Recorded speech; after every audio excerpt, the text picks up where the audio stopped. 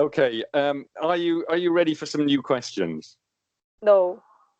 You're not ready. Okay. What would you like to do instead?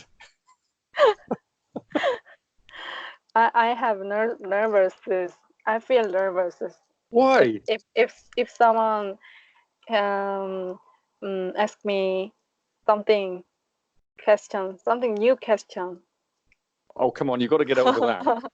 You've got to forget being nervous. But seriously, it has a big effect on everybody, on their performance. Yeah. So you need to put that behind you so that you don't worry about it anymore. You just got to stop. I mean, treat it. Because what I find with a lot of students, if I have a conversation with them, their answers are really very good, and then I say, okay, let's start doing some questions, and all of a sudden they become so rigid and they don't speak naturally. And it's much better that don't treat the questions as an exam. Just treat the questions as normal questions and answers with somebody that you're meeting for the first time, and you'll perform much better. So if you go in there, just say, I'm just going to do this, and don't let yourself get nervous, and just be your normal self. You will do much better. I can guarantee you'll do much better than people who suddenly get very scared by the questions. Why would you get scared? Especially this is just training, so there's no reason to get scared in the training. Yeah, just training. Yeah. Yeah. You've got to have a strong attitude. Strong attitude. Right. Yeah, okay. I'm ready. Good. Okay, fighting. Okay, let's do it then. So, where are you from? I'm from Korea, south of Korea. Okay, so the first question is always going to be, where are you from, or what's your hometown, or something like that. So you can always give more detail than that. So you could say the name of the town that you're from in South Korea. Okay, so where are you from?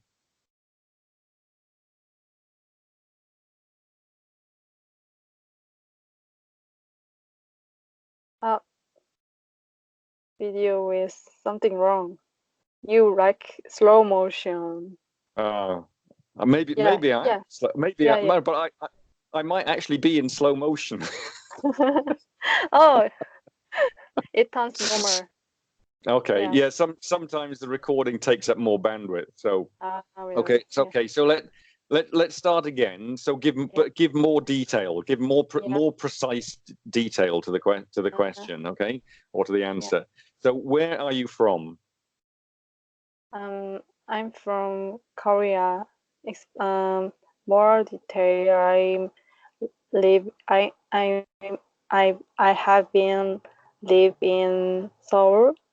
It is capital of Korea.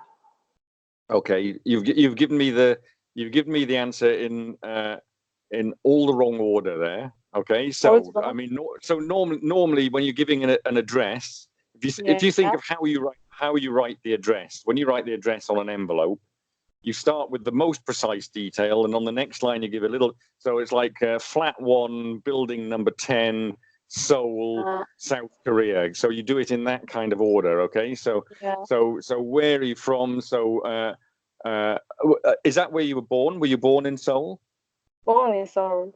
Okay, so the answer to the question is I'm from Seoul, which is the capital of South Korea. I'm from Seoul, which is located in South Korea. Okay, right. What do you like about that place? I like traditional house in Korea. There is lots of traditional things in city. In Seoul? In Seoul. Ah, okay. I didn't know that's the first time I've heard that. Okay. Right. When do you normally have your meals? It is changes every time. My meal time is not fixed.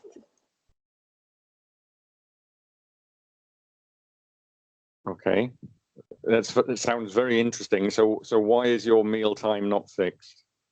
Because I'm work as a nurse. I'm work in a shift, so it's not fixed. It fixed the meal time. Okay, all right. To people who don't understand, a lot of these questions you've got to, particularly with the first ones, you can treat the examiner as being somebody who has no idea about nursing shifts or what effect that has on your meal time. So explain to them explain it to them about why. So for example, if you were having in the morning, would you have breakfast in the morning, or do you not have breakfast if you're on shift?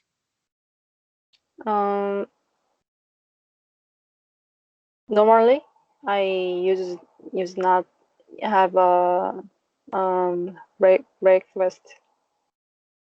Okay. So what about this is interesting because usually the answer is a very simple answer, but obviously in your case it's quite complicated. Okay, so all right, so okay, so I think the way I would answer this question would be: so do you eat 3 times a day, or do you eat 2 times a day? Have a meal. Yeah. Have a meal maybe 2 times. Okay, all right, because obviously usually people eat 3 meals a day, normally. Normally. Okay, yeah. Okay, so if you say that you normally or usually have 2 meals a day, when do you have those meals? I mean, again, I know it's going to be changing according to the shift, but Shift. When would you normally have your 2 meals?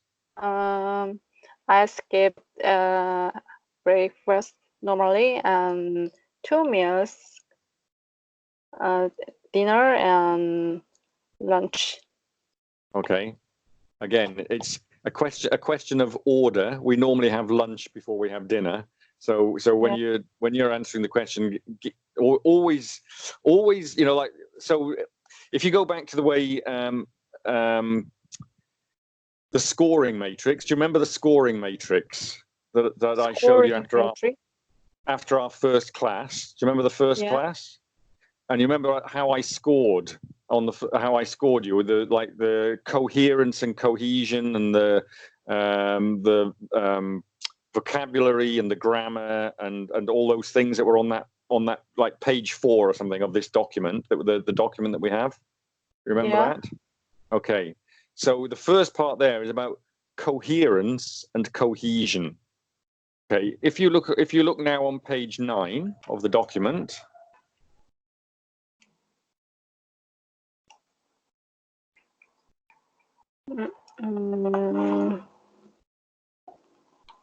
Page 9. Yep. Oh, okay, I see. Okay, so this is basically how you're scored in IELTS for speaking. Okay, so that you see that the first thing there is fluency and coherence. Okay, so fluency is about the minimal repetition, minimal hesitation, and minimal self-correction. Because when you're repeating things or hesitating for too much or correcting yourself, then it prevents fluency. It stops you from being fluent when you're speaking. The next one there you see is topics developed logically.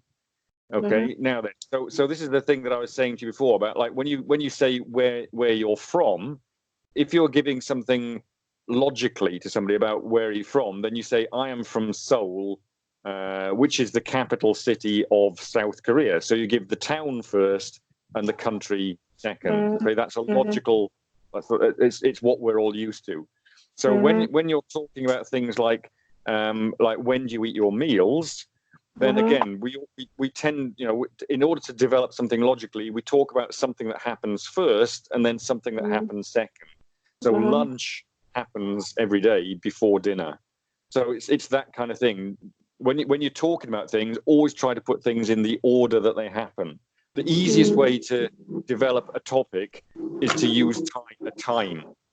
So if you tell a story, you start at the beginning of the story, at the beginning of the timeline, and then you tell the story from that point on, and you explain all the things that happened in order. So you want to be doing that kind of thing when you're talking. Always start at 0 hour and then build the story for hour 1, hour 2, hour 3, hour 4, and then people can understand what's actually happening in the correct order. So that would be developing a topic logically.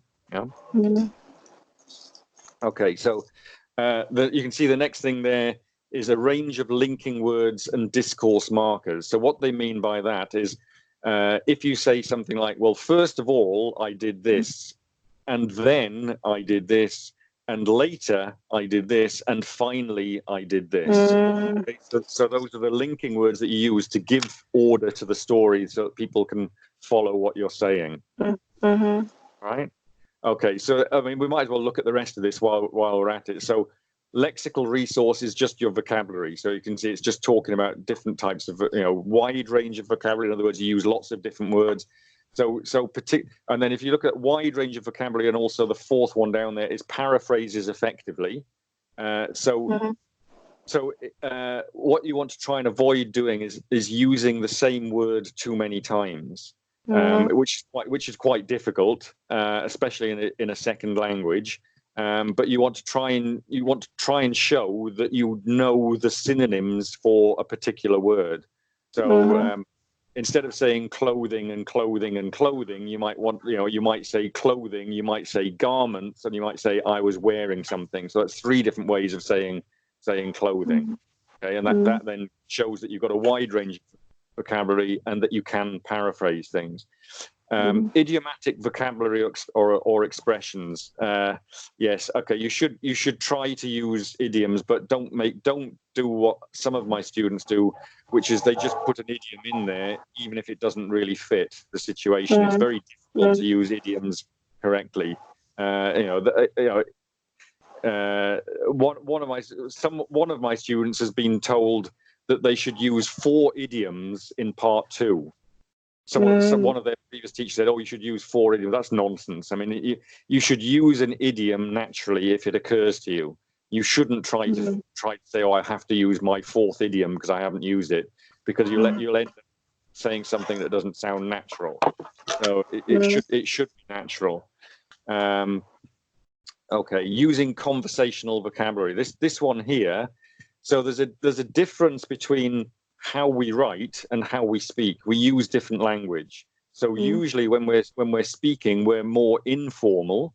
But when we write a task 2 essay, it should be more formal. We should use more formal language when we're writing the essays for writing. And then we come to grammar. So it's all the usual wide range of grammar, flexible use of complex structures. Most sentences are mistake-free and produces natural language. So the important one there is this one here. Most sentences are mistake-free. So if you've got 55% of your sentences are mistake-free, that's okay. Most of them are mistake-free. So you're not aiming for 100% mistake-free sentences. You don't have to have 100% grammar correct. As long as the important thing is that the mistakes don't interfere with the message that you're trying to say. In other words, that the examiner isn't left confused because of your grammatical mistakes. That the examiner can still understand you even with the mistakes. So you've